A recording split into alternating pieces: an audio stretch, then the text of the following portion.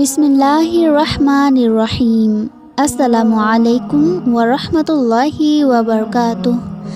আশা করি আল্লাহ তাআলার অশেষ রহমতে আপনারা সবাই ভালো আছেন।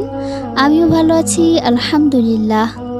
নবী করিম সাল্লাল্লাহু আলাইহি ওয়াসাল্লাম একদিন জিবরাইল আলাইহিস সালামকে বললেন, আপনি যতবার আমার নিকটে এসেছেন ততবারই আপনার কপালে শোক ও দুশ্চিন্তার ছাপ ছিল।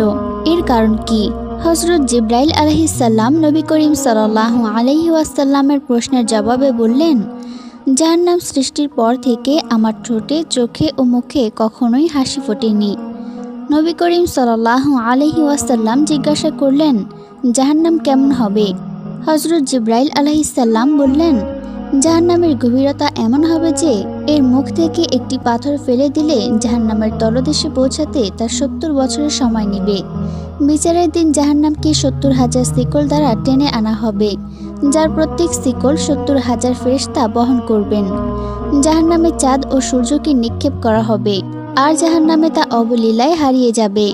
জাহান্নামবাসীদের শরীরের চামড়া হবে 126 ফুট মোটা, যাতে করে আযাব অত্যন্ত ভয়াবহ কঠিন হয়।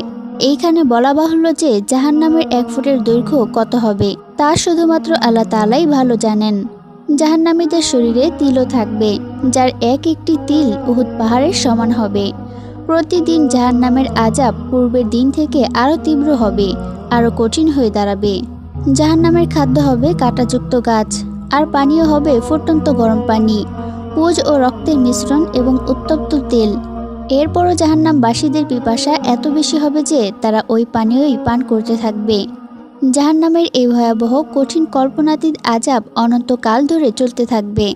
জাহান্নামবাসীরা এক পর্যায়ে জাহান্নামের দেয়াল টপকিয়ে পালানোর চেষ্টা করবে। তখন তাদেরকে লোহার হাতুড়ি দিয়ে আঘাত করে পুনরায় জাহান্নামে ফেলে দেওয়া হবে। এই সমস্ত কিছু দেখার পর আমি আর কিভাবে হাসতে পারি? হে আল্লাহ, আপনি আমাকে, আমার পরিবারকে ও সারা বিশ্বের সকল মুসলমানকে ভয়াবহ কঠিন জাহান্নামের আযাব থেকে রক্ষা করুন। আমিন।